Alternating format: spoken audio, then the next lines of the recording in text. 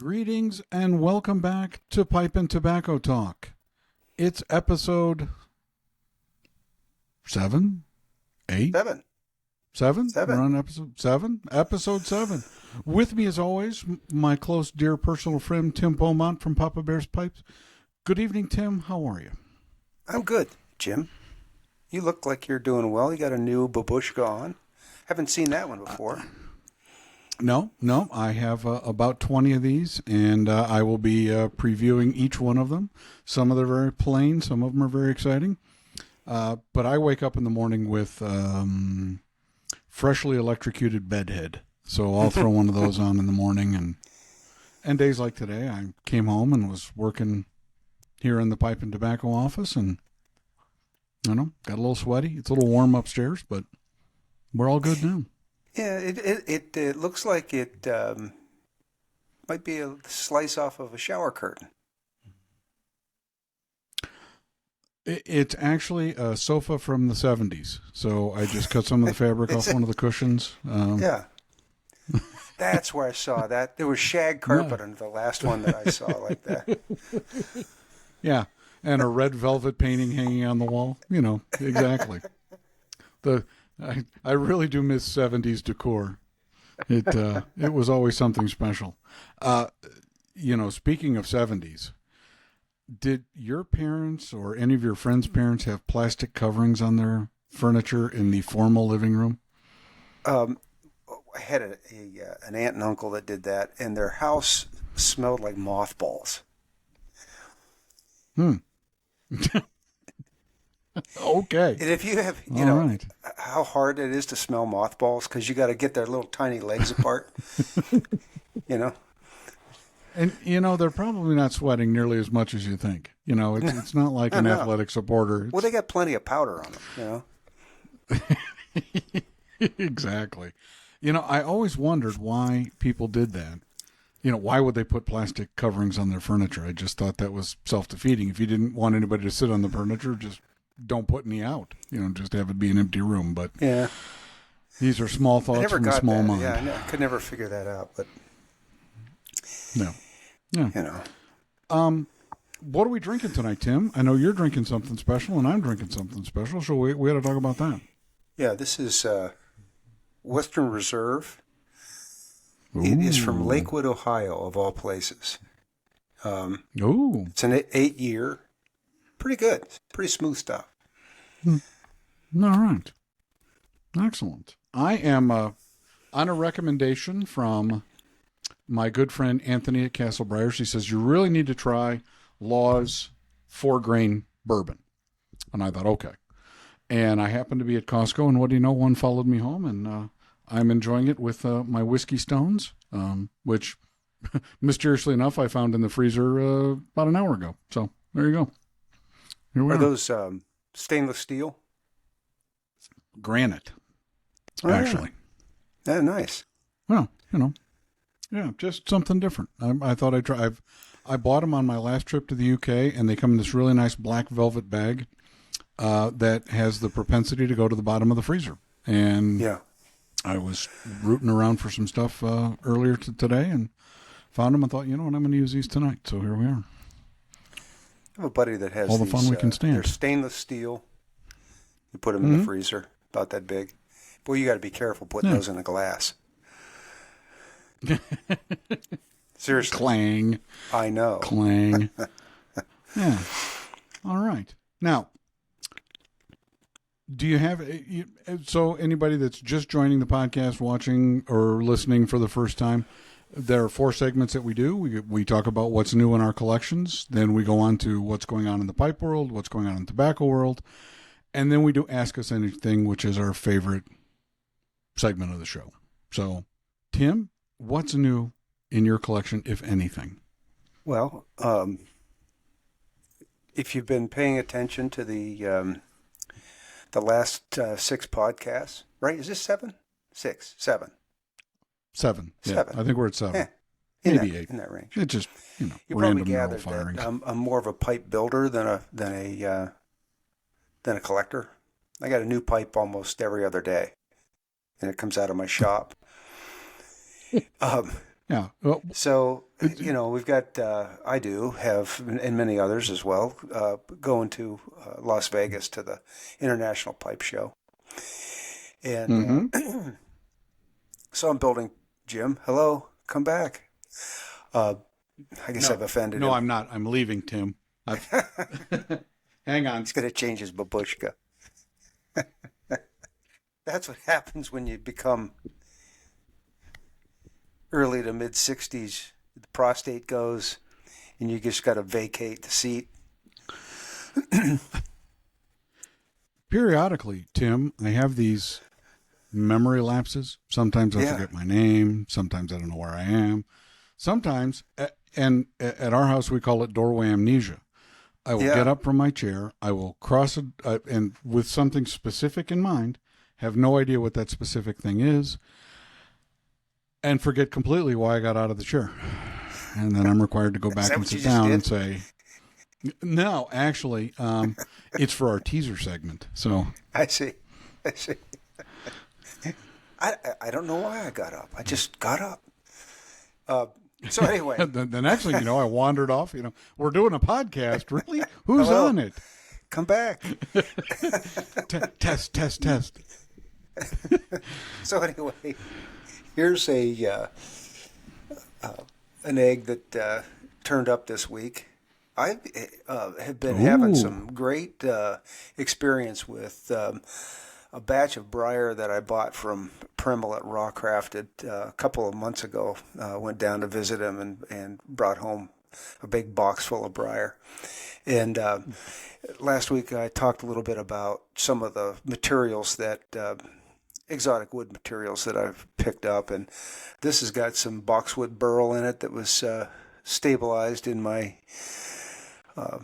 in the laboratory at in my garage, and so that's nice. And let me see what else is in the magic suitcase. Oh, another one of these. This one with some black palm on it. Ooh. And stabilized the morta with cactus juice, a dyed cactus juice, and this stuff is so hard that I had to put a piece of briar in the bottom of this just to put my maker's mark on it, because I tried to press it into this and it's like stone. So, have you tried a chisel? I should. Yeah. I should. Now, let me ask you this, and it's a more serious question. Do you heat your maker's mark up before you indent it onto the pipe, by any chance? I do not. I just go with the Popeye forearms and give it a push. Just all right. I wear a blood pressure cuff when I do it, and when I stop when I go to 200 over 190. Always a good call. For those of you that aren't our age. Yeah, or when my balls are in my throat, So yeah, for those of you that aren't our age, it's not a high score thing. You're not looking for the high score when it comes to blood pressure. Exactly. And then this is some of that Mazur birch burl stabilized that put as a ring on the top of that. It's hard to tell from the light here, but this has got there's a depth to it. It reflects light. Ooh. And it's really, really cool material. And so, just making pipes to take to Vegas. The pat down in TSA ought to be real interesting. What are you doing? I always ask them if they're going to take me to dinner. If they're going to fondle me like this, I really want dinner out of it. I know. Now, I know. I've been meaning to ask you. You're a member of the Instagram Pipe Club. What is the pipe for September? It was a working man's pipe. Okay. And the theme was Labor Day, so a workhorse pipe. And I don't have it in the the Pipe and Tobacco Talk studios with me, but I posted a picture of it, I believe, on Instagram. But it was a 9 millimeter filtered olive billiard, Oh, and okay. Well, if you haven't sold it by episode 8, maybe you can show that one off. alrighty, I can do that. All right. Yeah, so that's what's new. All right. Well, I have 2 things that are new. Absolutely nothing added to my collection. However, I did get a box from Mitchell, and I'm very excited. So from MBSD Pipes, and I'll hold that up to the camera so if anybody's watching it, MBSD Pipes sent us a package. And as we talked about last week, we're going to be doing a contest. And the winner of the contest will get this pipe, which I have not unwrapped, that I'm going to do right now on the air. And of course, once again, we have put something together that is damn near impossible to get apart. But Mitchell does an incredible job. The package that this came with, it's just fantastic. So let's take a look at the pipe. It is a Peterson Christmas pipe. And I apologize, I moved away from the microphone, so if it sounds like I faded out there for a minute, it's because it takes 2 hands to unwrap this hostage negotiation situation we're in. So give me just a second. Yep, we're almost to the box. And there we go. So we've got a Peterson 999 fishtail. It is the Christmas pipe. And let's take it off. And it's, of course, got the Peterson sock. It's absolutely spectacular. And, oh, look at that. Ooh, sexy. Just a fantastic little pipe. And I'll actually put it in front of the camera so those people that are watching on YouTube. It's a very nice pipe. And at the end of the episode, Tim and I will be talking about the contest and what we're going to do. So that's the first thing that was new in the universe. And also from MBSD, he sent, and I'll put that in front of the camera, the little magnets with MBSD pipes on it. And we've got a collection of those. So I think... we'll give some of those away too, and we'll give away some Pipe and Tobacco Talk stickers, and I've got those, and maybe even get an Emerson Forged sticker. Never can tell what we're going. Or a PapaBear Pipes refrigerator magnet with QR code. Ooh. I might add. Ooh, look at us. We're just so dang fancy and always so prepared. I had a great conversation with Mitchell. And we're going to do this pipe, and then next month we're going to do a Savinelli. So there'll be a Peterson this month, a Savinelli next month, and just as gracious as Mitchell can be, we just can't say thank you enough. And we look forward to coming up with a contest for that one too. So it'll be exciting. So at the end of the episode, Tim and I'll talk about what we're going to do to give this pipe away. So that'll be exciting. Sounds great. The next newest thing, I did get a chance to talk with Dan Robert earlier today about Coastal Plains Meats. And we are going to be doing a promo with Dan as well, and that will be determined. And we're actually going to have Dan on for an interview, and we're going to try to have Mitchell on for an interview. So our first 2 interviews will be people that have... kind of bought into what we're doing. So very exciting. But Dan grows his own tobacco. I know that was a question in episode 6. And he grows a very specific bright Virginia and some Burleys. And he has graciously agreed to send me some once they're harvested. And I'll figure out a blend to put them in once we do. Just a fascinating character. Both of them, Mitchell and Dan, are just really interesting people, and they're fun to talk to, and I can't wait to have both of them on. So that's what's new. Dan and I had a conversation. I said, "Wait a minute, back up. You butcher and cure and sell meat and you grow and cure and sell tobacco. Are you married? Yeah. Would you like to be? Is it legal in Louisiana? I think I could be interested. You know, and Dan earlier this week sent us the making of 2,000 pounds of andouille sausage. And, I know. man, can't you just taste jambalaya from that? Oh, that would be so good. He sends me pictures all the time of steaks and cuts of meat. Yeah, and Dan, and Dan actually had one of his guys make him a tobacco press, and he presses plugs. So he'll put Virginias and Burleys in this press, and it's really kind of a fascinating press. It's like 7 by 14 by 7 inches deep, and it holds about 1.5 pounds of leaf tobacco. And he's got a hydraulic press, and he presses it up, and then he uses a plug cutter like the one that you and I both have, and cuts plugs off of it. And he sent me a couple of pictures of that, and that is, Thomas from Tinker's Pipe. I talked to him about an hour ago, and I said, Thomas, can you make one of these? Because I'll get the press and, make me a box that'll do that. And I think I'm going to make some bigger presses and cut some plugs. So that'll be fun. The picture of that press, it's heavy duty. He said the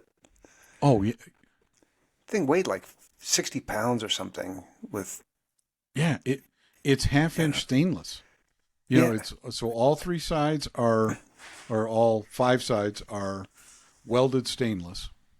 Yeah. And then he's got a lift-off top that you connect to the hydraulic press and press it in. And wow, that's just not something I had thought of until he brought it up. And it's like, oh, I want to do that. I want to do that right now. Exactly. Yeah. Yeah. Deluxe, man. Yeah. Yeah. So Thomas is going to make me a copy of that, and I'll get a hydraulic press, and life will be good. We'll start making cakes.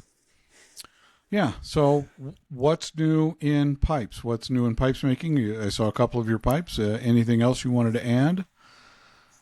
No. The process of making pipes. There was a couple of questions that we'll cover in the Q&A later on in the show. Mm-hmm. But no, just every day making sawdust. Yeah. Yeah.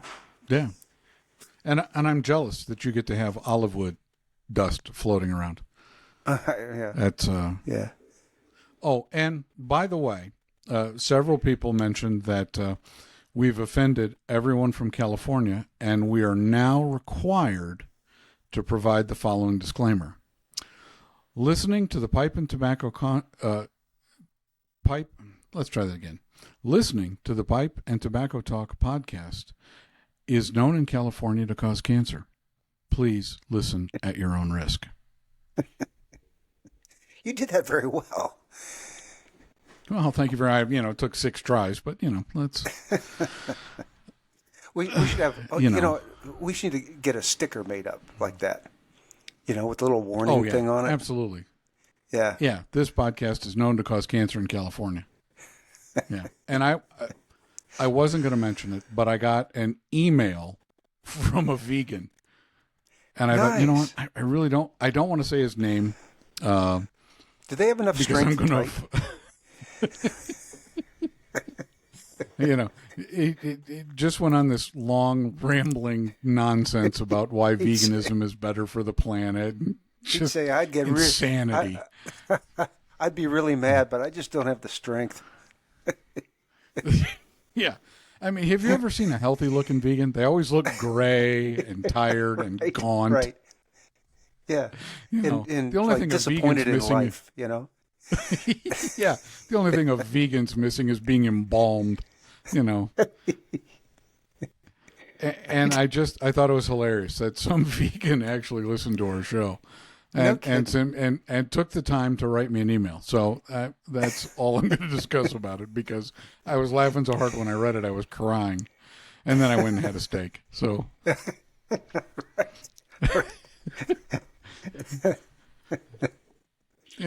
just let it go. There's at no point will you be able to sway me to your argument. So let's not try. I was in Washington, D.C. with my grandson, taking him around to the monuments and stuff. I was walking from the Rayburn building to the Capitol building, and, everybody's got a bitch, has got a booth set up there. And there was a gang of people from PETA. The real PETA, not the people eating tasty animals PETA, but the whatever they're called. And whatever it stands for.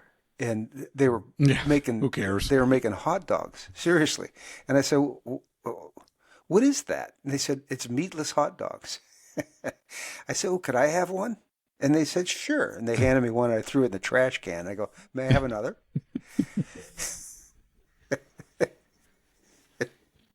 It's always so fun to catch them out in the wild, isn't it? They're looking at, is this organic? Is it a vegetable? Yes. Then it's organic. It's right. There aren't any other varieties of vegetables to get. But I want one that's a free-range vegetable. You have no idea how things are grown. Yeah. They want one that's non-GMO, non-genetic orgasm. Yeah, non-GMO, and this has always been my problem. Non-geometric orgasm. Yeah. Every plant you eat has been genetically modified. I don't mean to alarm anyone. There's this really cool guy in history called Gregor Mendel. Maybe you've heard of him. Yeah, don't worry, him Sweet vegans. Yeah, they hide information like this in books. You probably haven't seen it. But every plant that is grown everywhere has been genetically modified for the highest possible yield and being pest resistant. It's so ridiculous. I picked up popcorn at Costco last week, and it's like, non-GMO popcorn. Bullshit! Bullshit! Corn's one of the most genetically modified products on the planet. Just ridiculous. Yeah. You're going to be getting another email. You realize this? Oh, absolutely. And I can't wait because they're hilarious. I share it with my friends. I send it around. Yeah, I want to warn you, you will be getting a letter. I'm sure I'll get a sternly worded letter, and I can't wait. Right. So anyway, okay. So we've talked about absolutely nothing for the first 20 minutes of the podcast. And I wouldn't have it any other way. It's just classic. I just can't get this image out of my mind of you raising hell in Costco with holding a box of popcorn over your head.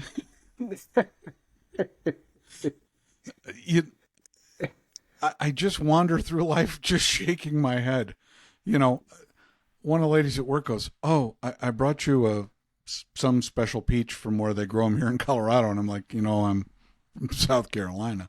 And it was a really good peach. I won't argue that. And she's like, these come from, this special orchard where they don't use pesticides and all this other stuff. And I thought, okay, well, thanks. It was delicious. And the peach was like this big around and hard as a rock.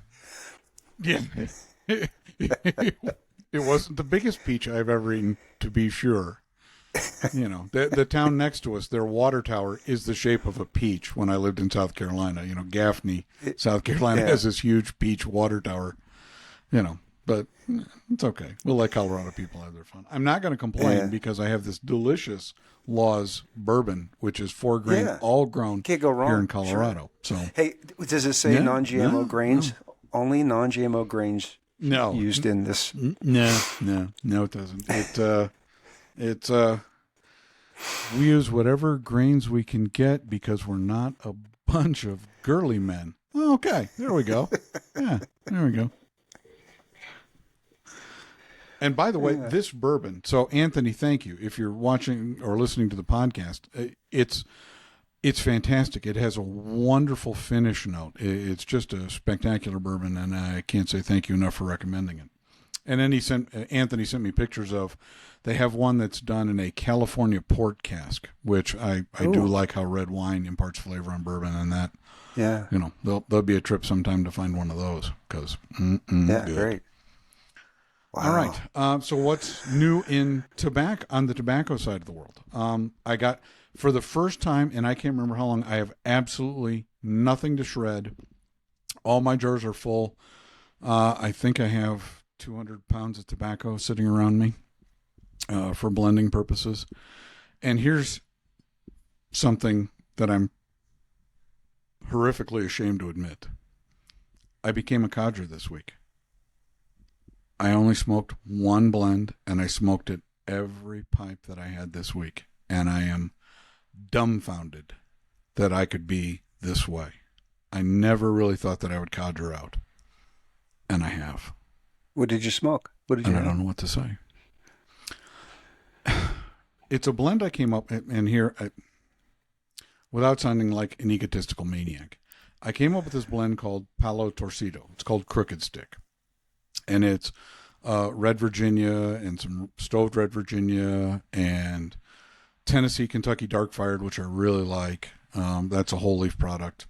And some Latakia and Perique.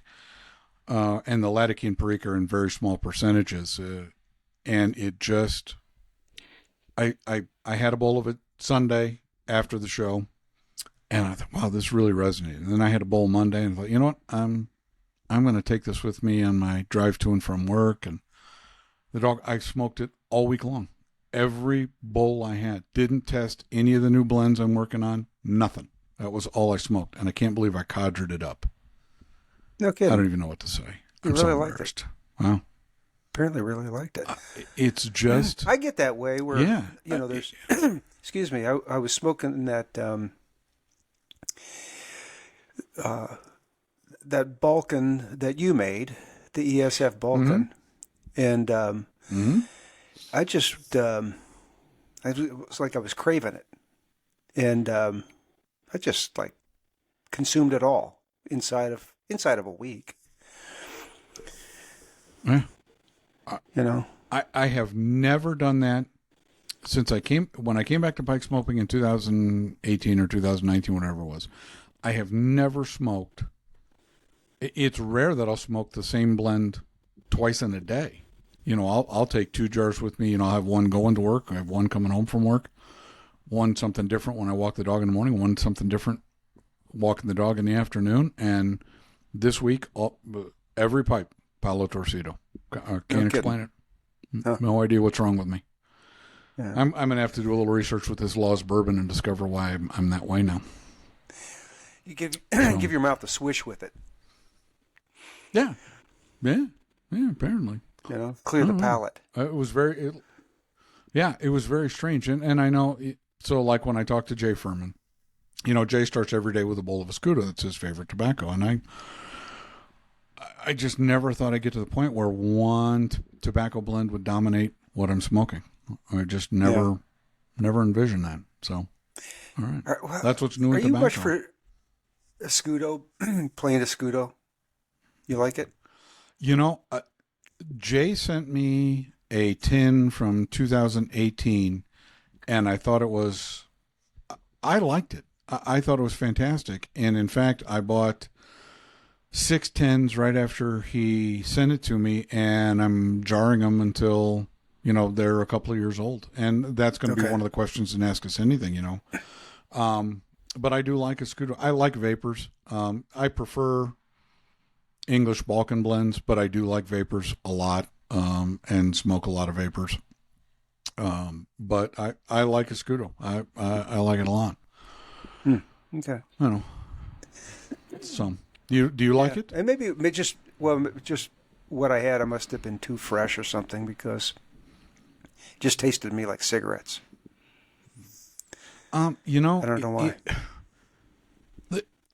I think this is why there's so many tobacco blends is because there's something for everyone. And so I'd like to get in trouble again. There are some blends that I just don't like at all. I bought 8 ounces of Haunted Bookshop. Actually, I bought a pound. I bought 2 8-ounce containers of Haunted Bookshop because it was so highly rated. And I can't stand it. I think it's terrible. But that's just a personal thing. There are some things that hit our palates and some things that don't, and that was just a big don't for me.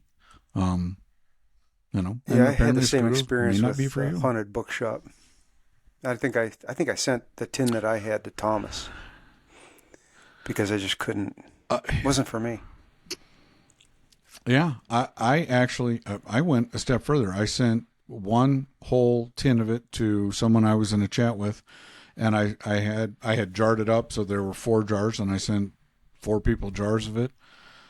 And then the 2 pipes that I smoked it out of, I cleaned them out and sold them to the neighbor. I just really didn't like it at all. And it's Wow.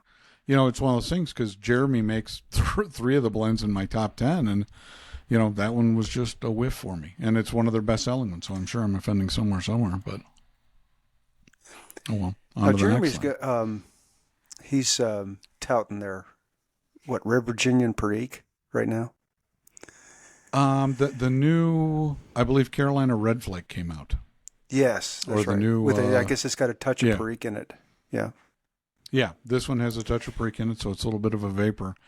And I completely get why they do those limited editions. And when you look at it from a business standpoint, so let's say you can only get 100 or 200 pounds of a specific Virginia, and it's a really good Virginia, but you can't put it in running line because you'll just never make enough of it. You don't have enough of it. You can't duplicate it. And I get, from that standpoint, I typically don't chase limited editions because it's not the fear of missing out for me. It's the fear of hating it that drives me. You know what I mean? If I can't get 2 ounces or 4 ounces or 8 ounces and try it and see if I like it or not before it's gone, I won't chase. So, yeah. All right. Excellent. So we've covered what's new. We've covered pipes. We've covered tobacco. Let's get on to the highlight of the show. Ask us anything. And I'm not disappointed this week at all. So if you want to go with your question first, Tim, and then I've got a couple of them here. All right. Let me cue it up. Let's see. Pathfinder sent a question in and said, what is your favorite shape pipe to make versus smoke? And so the answer to that question is it depends on the day. I tend to, and this is about making pipes. I showed this egg that I made the other day, and I really like making pipes like this. They feel good in my hand. I feel good about them when I'm done making them. And then I'll make a couple of those, and then I'll dry up on that, and then I want something more complex. And so then I'll make a calabash, and then I haven't made a a billiard or a lavatte in a while, so I'll make one of those, and then I'll get a commission order in for something like a cherry wood shape or an ants, and and it'll be just as gratifying making that as it was making the egg a couple of days ago. The thing that I don't like to do is make the same shape over and over and over again. Now, as far as smoking a pipe, for me, it's any kind of a bent pipe is what works for me. Um, so it's not so much the shape of the bowl, but the way that the balance works for me, because I like to clench it. And when you have something that's closer to for me, closer to my face, it's much easier, much more comfortable for me clenching a pipe like that than it is having one that's out 90 degrees from your face and 6 inches with a weight on the end of it. So Okay. that's kind of my approach. All right. So it's way easier to set your beard on fire than with a bent pipe. And it saves that $3.95 that I pay for the haircut at the barber school. Excellent. Excellent. Tim and I are on the same page. I prefer bent pipes, although I do have an excellent collection of billiards and straight pipes. But if I have my druthers, I will almost always take bent, slightly bent, full bent. I like a bend to my pipes. So there we go. All right. Do you have any other questions, Tim, from your side of the aisle? I do not. You have the rest. All right. So the first one is from Jerry, who sent me an email. And he sent me the recipe for a Vargo Manhattan, or Chad Hatton, as they call it. And the recipe is a little bit of simple syrup, 2 ounces of Wild Turkey 101 rye, 1.5 ounces of vermouth, and 4 to 5 dashes of walnut bitters. And his question is, do you think a blend with Virginia, dark-fired, and Perique tobaccos topped with rye and walnut bitters would work? Oh, yes, I do. I ordered vermouth. It's not that I couldn't get it here locally. It's just the 2 liquor stores that are close by didn't have quite what I was looking for, so I ordered some vermouth. Should be here sometime this week, and I'm going to try it. I had Kane Addison, who would ask us questions in episodes 2, 3, 4. I had talked about bitters, and I had ordered a collection of bitters, and walnut bitters is really interesting. And I designed a blend for Kane that is made. I just haven't tested it because I conjured it up this week. But yeah, I think that will be an outstanding blend. So great question, Jerry. And thank you for the Chad Hatton recipe. I'm not a big Manhattan guy. I like my bourbons and whiskeys unadulterated. So, but You know what's really good though is either a Manhattan or an old fashioned with bacon. Have you ever had that? No, I haven't.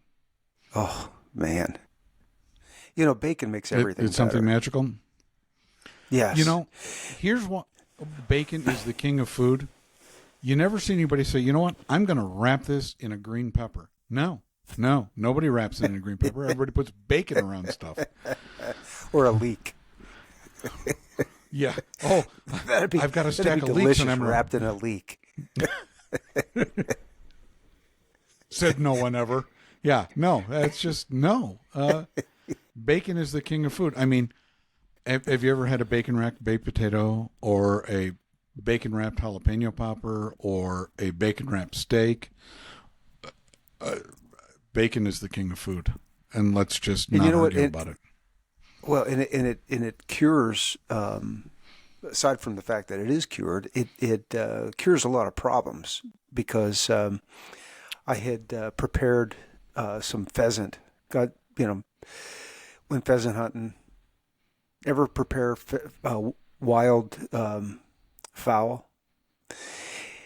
No matter how you cook it, it turns out like wood. Just low and slow, still a block of wood. And so I took. I mean, it's good. It's okay in soup, but basically, what you do is you get the meat from the soup in your mouth. You chew on it until the flavor's out, and then you spit out the meat, because it's like it's so stringy. But I took the pheasant breasts and I cut them into strips, and then I wrapped them, in bacon, and so there was probably the ratio of bacon to pheasant was like 2-1. Oh, and then fried it in a that. pan. Right. It was like, would you like a little bit of pheasant with your bacon? And cooked them and let it cook in the fat. And they turned out they were great. It wasn't dry. Oh. And even the BBs, you didn't mind the BBs, No, not a bit. Not a bit. Yep. My grandfather had a recipe for merganser. So for those of you that don't know, merganser is a diving duck that eats primarily fish and other aquatic life. And the recipe is you clean the merganser and you put a small house brick on the inside of it. You cook the merganser for 4 hours at 300 degrees. Once it's done, you take it out of the oven. You take the brick out of the merganser, throw the merganser away, and eat the brick, because no one should eat a merganser. Man, you can't wrap that in anything and have it taste good. It's just awful bird. It's like bird that tastes like fish. Yeah. Oh, we're having tuna. No, it's a merganser. Oh, God. Thing's awful. All right. Our next question is from James Waybetter33 on Instagram. After months of procrastination, I finally got around to creating a few of my own blends using some C&D bulk blending tobacco. I made 3 different 1-ounce blends and stored each in an 8-ounce jar. My question is there a general amount of time a new blend should remain jarred before smoking? I'm assuming the different tobacco flavors meld over time, or am I imagining things? Okay, so we could ask Tim, but Tim has no delayed gratification factor whatsoever. Tim gets tobacco and he smokes it. Correct me if I'm wrong, Tim. You've got my answer right there. When you were reading that question, I'm like, oh, God, he's going to ask me. And my answer is going to be, smoke it now. You could be dead tomorrow. Why wait? Right. You could die in your sleep. Yeah. Yeah. Your wife could come in and vacuum it up, thinks, oh, this looks terrible. I better clean it up for my husband because this is a catastrophe. Yeah. No. Lawn clippings. Yeah. Yeah. So here's the first thing I'll tell you. Once you've made your own blend, take it out and smoke a pipe of it. If you like it, great. It will get better with age. If you don't like it, put it in the jar of doom and try again. But the longer you let it sit, the more the flavors do meld together, the mellower it gets. In Virginia heavy blends, I'll tell you, they do better with age. Anything that's got Balkan, Latakia, Perique, they'll get better with age, but they're pretty good right off the bat. At least I think Tim and I both agree on that they're pretty good to go right out of the box. Yeah. Excellent. All right. Another email from Eric. Are there some tobacco blenders that are more difficult to get? Is there something you've wanted to get but can't? Yeah, there are. Orientals are harder to get. There's a blender called Yendije, it's Yenidje. It's Greek. I'm not able to pronounce it, and I'm not going to try. But I would love to get my hands on some of that. Unfortunately, the amount that they grow and the number of people lined up to buy it far exceeds the supply, and I have never been able to get any. But Orientals are harder to get simply because of the distance to get them. Virginias, Burleys, Perique, those are all U.S.-based, very easy to get. Orientals are a little more difficult.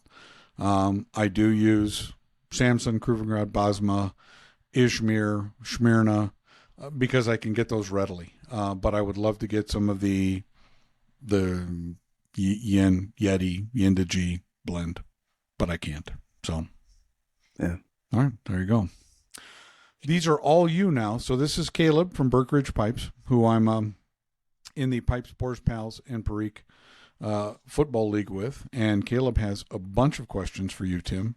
For pipe making, and without divulging any trade secrets, what is the typical order or approach from adding color to final waxing, smooth, rusticated, or sandblasted?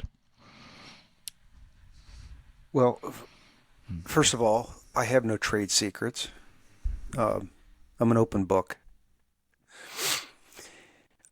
So the process,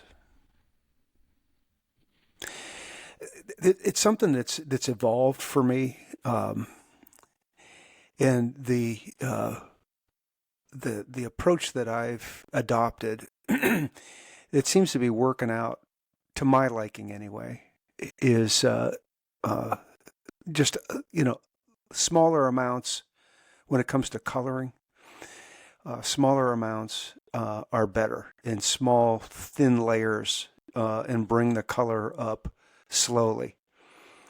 I used to just take dye right out of the bottle and rub it on the freshly sanded stummel and hope for the best. And I just ended up caking up my buffing mops and sanding, and until the cows came home, trying to get even coloring. Just really difficult. And if I can back up a little bit, probably the other thing that I've learned is to get the surface as smooth and scratch free as you can possibly manage, because when you start putting color on a stummel, if there's any kind of a scratch, it's going to pick that dye up, and you're going to have a dark mark where the scratch is, and then you're going to be back to ground zero, resanding anyway. So I do a lot of wet sanding. Used to do a lot of wet dreaming. Those days are gone. But I'm into wet sanding now. Yeah. The only thing harder around this house is the butter. Right. And but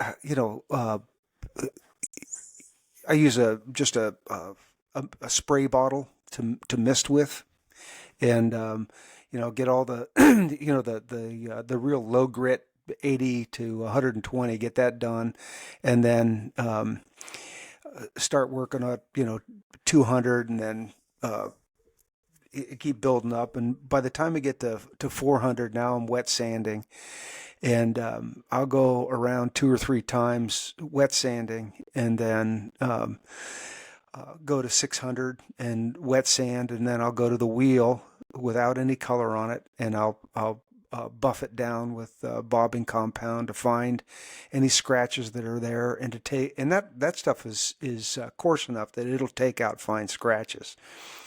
And then you got to go back to sanding, go back to wet sanding, because that compound leaves a grease in the wood, and you got to sand that out. So go back another round of wet sanding to get that off. And then if I'm doing a contrast dye, so for example, this pipe is contrast dyed. You see where the dark grain lines are showing through the lighter color. Whatever color I'm going to use, I'll put that color on, and then I'll take a rag and I'll wet it with denatured alcohol, and I'll rub all that dark dye off as much as I possibly can. And then I go back to wet sanding, and I wet sand it down till I get it how I want it to look. And then I'll take my coloring that's going to be the blending color that's going to tie everything together, and I'll cut that with denatured alcohol and just start putting thin layer by layer by layer. I'm sorry, not just denatured alcohol, but I'll use some colored. I'll dye the shellac with that, but I'll cut the shellac with denatured alcohol, and it'll be pretty thin. And I'll just bring the color up slowly. And the nice thing about shellac is that each successive coat melts into the prior one. And so you can continue to blend and blend and blend. And then you get that to where you want it, and then let that sit and cure overnight, and then come back with 4/0 steel wool and rub it down with steel wool to a smooth finish, and then go back to the buffing wheels with it. It's a long process, but the result, you'll be real happy with the result. Okay. There you have it. You answered his follow-up questions, which were, I believe you would sand and or buff to bring out some of the contrast of the grain, but then there's any drawback to Tripoli or white diamond buffing before oiling, where the briar may take up the compound and compromise the briar to absorb the oil. And would you ever oil or shellac first and then buff? So there you go. Yeah. Well, I think I right. answered that part of it. What was the first part then? What did I miss? Nothing. You covered it all. Okay. He said using white Tripoli as a and it sounds like all of those compounds leave a residue that will interfere with the take up of the dye and the shellac. Okay. So after you get, if you haven't put your finish coat, whether it's Danish oil or shellac on yet, and you've used that the buffing wheels on it, then you need to sand that off and to get that oil off, and then the grease or whatever it is that's in the compound, it'll even impart some color to it that you may not want. Okay. And denatured alcohol will take that off. You know, if you buff it with Tripoli or Red Rouge, some of the others, a little denatured alcohol. I would go back to wet sand it again to get that off. Okay. Yeah. And then he has some follow-up questions for rusticated and or sandblasted pipes. I believe most all of your contrast would come from sanding and or sandblasting between and after drying layers. Is there a scenario where you may buff with Tripoli and white diamond? I imagine the compound could fill in some of the texture created during rustication and sandblasting. Yeah, that you could be creating a problem for yourself with applying buffing compound to a sandblasted or rusticated surface, because that compound's going to collect in the little nooks and crannies. So what you want to do is, for sandblasting, sandblast your piece, and then if you're going to contrast dye and you want to have, again, these dark accents in there, put that the dark coat on, let it dry. You can even apply some flame to it to set it, and then go back to the sand. This is after you've got it all sandblasted, and this, the surface looks the way you want it to look, and you're done really sandblasting. Put your dark dye on, let it dry, apply flame to set it, and then go back to the sandblasting, but do it with a lower pressure, and you'll know your sandblasting rig better than I would, but dial it down, because all you're trying to do is take the dye off and leave the dye behind that is in the soft grain. So you get the dark streaks, but the dark streaks will be in the grain and it'll come through the sandblasting. And then go, after you're done with that, apply your whatever color you're going to put on it, if you're going to apply some more color. And then just go directly to shellac or your Danish oil, let that cure, and then just let it be. I wouldn't go back to a buffing operation after that. All right. Good. I don't do that. There you go. Helpful, informative information from the master craftsman, Tim. And last, also from Caleb, and this is a hard-hitting question because it relates to fantasy football, and I'm playing Caleb tonight in fantasy football, and I'm currently behind by 8.5 points. I'm coming for you, Caleb. His question is, what are the odds of Aaron Rodgers returning and making it past 4 snaps next season? Caleb, I want you to know from the bottom of my heart, kiss my ass. I think poor Aaron Rodgers is done. I think so. You know, as one that's had Achilles surgery, and at my age that I had the Achilles surgery done, it was career ending for me. Jim, do you want to take a jog? No, I sure don't. That's not going to happen. Yeah.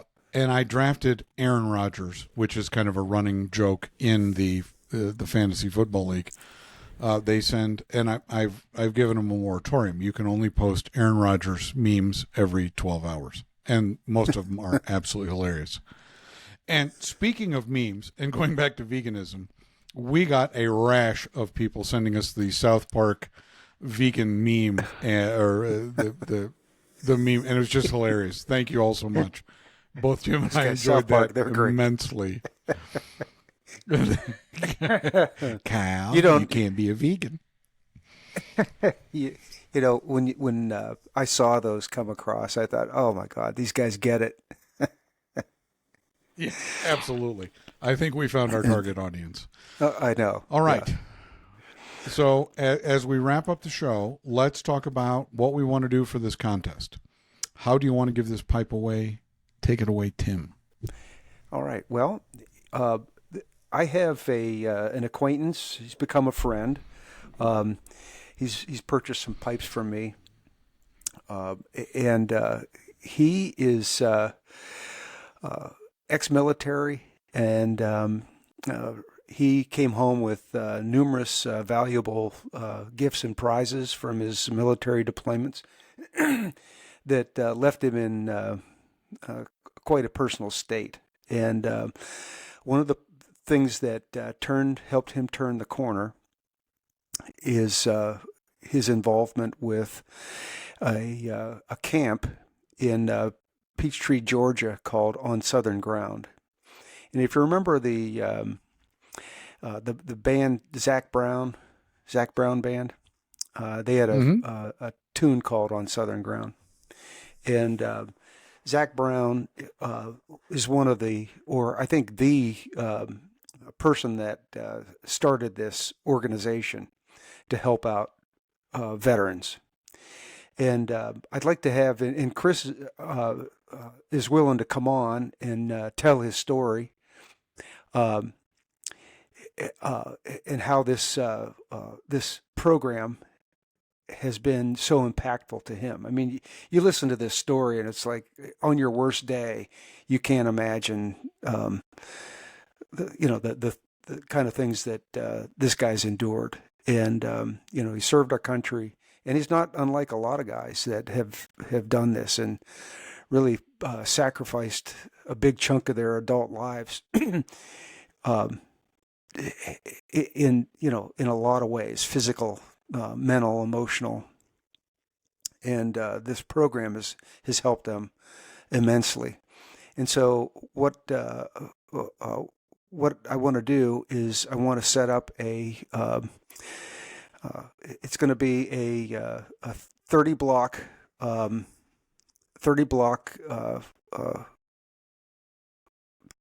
raffle. And it's going to be $20 per spot. I want to raise $600 that'll go directly to Camp Southern Ground, and that money will go directly to helping and providing benefits programs, not benefits, but programs to benefit wounded warriors. And so we're going to do that, and I'm thinking what I'd like to do is perhaps next week, if we can have, we've got others that want to be on, but since we have this going, have Chris on to tell us about Camp Southern Ground, and then we'll roll out the instructions for how you can buy a block and help out the veterans and potentially win this pipe. All right. So there you go. So it'll be a raffle. All the proceeds go directly to On Southern Ground. Tim and I will post it sometime this week, and we'll have Chris on next week to talk about it. And you can be a part of something that's bigger than all of us. And, Right. This is of the more noble causes. And I think this is spectacular, and I absolutely love it. And, we just have to say thank you to Mitchell for making this possible. And we're hoping that we can help Chris out on Southern Ground. So wonderful. Perfect. Yeah. And I can't think of a better way to do it. Yeah. And if you're interested in seeing what they do at this organization, it's called Camp Southern Ground. Just put that in your browser and it'll come up. It's in Peachtree, Georgia. They've got a website and explains, all the programs that they're offering to folks, ex-military and their families. Oh, magical. What a fantastic idea, Tim. Well done. Spectacular. And you'll be doing something good. We'll have to. Yeah, exactly. It just that's heartwarming and wonderful, and I am behind it 100%, and we'll promote it half to death. So, again, 30 spots, $20 a spot, and we'll enter you into the raffle. And once all the spots are filled, we'll raffle off the pipe, and we'll get Mitchell on and talk about MBSD, and we'll get Chris on and talk about On Southern Ground. Fantastic. Excellent. Wow. Look at us. Being noble and shit. That's kind of hard to believe. We're not complete assholes. That's good. Douchebags, but we're not assholes. Yeah, no. I'm wearing the silver band of happiness. My wife can attest that I am an absolute prick. But needless to say, here we are. Wonderful. All right. Anything else we want to chat about? Anything else that's crossed your mind? Anything? No, I saw something that was kind of interesting. I was in the lumber yard the other day, and this interesting conversation at the lumber desk. This guy comes in and he says, "I need 200 2x4s." And the guy behind the counter says, "Well, how long do you need them?" He says, "They're for my uncle." He said, "He's out in the car. I'll go ask him." So he's gone for a bit. He comes back in, and the guy behind the counter says, "Well," and he says, "Well, we're going to need them quite a while. We're building a garage."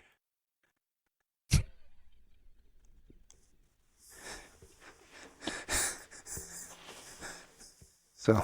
Yeah, as one that has worked in a lumberyard, I am familiar with those folks. Wow.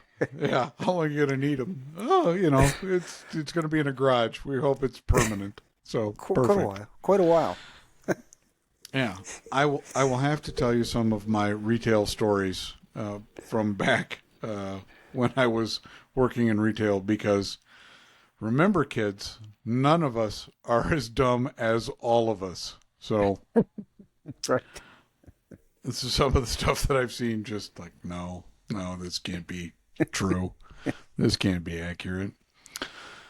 Anyway, I really don't have anything to finish this up, although I did have a sales meeting this week, and one of my guys was whining a little bit about some things that aren't going his way, and I had to remind him that, in the words of the Greek philosopher Testicles, effing reach down and find them and pull them out. You've got a pair. Act like it. Man up, kids. Testicles. That's right. Little known Greek philosopher Testicles. Spelled just like it sounds. Oh God. Anyway, so that's what's going on. We've done it. We've wasted another perfectly good hour. And you know what? Hilarious as always. And vegans, if you'd like to reach me to try to convince me, it's emersonsouthern@yahoo.com. I promise I won't name you by name, but I will use the good bits. Hey, keep those cards and letters coming, kids. That's right. And my ongoing war on you, I will happily bring up your most valid points and throttle them. Well, it's not like, they're the only target. It's just that It's just so easy. Oh, it is. You know? They're just so fantastic because just they like can't want put to up get a worked fight. up. You know, they just... Exactly. They Look, don't I have the figure, strength to do much. You want to eat carrots and beets and that kind of thing? Go ahead. It leaves more meat for me. That's right. I don't have to fight you at the meat counter for the last 2 steaks. You know, I mean, Yeah. I can spot a good And a good cut of meat like at 80 paces. I see a woman going for that. I go over there. I'll pull her arm off, man. That's my cut of meat. I saw that. Yeah. You know, you just haven't lived until you've hip checked someone out of line at the meat counter. I know. pushed her into the butterball turkeys. You know. Yeah, exactly. Get down there with the salmon, sissy. You got to be tough to stand up here with us. Come on.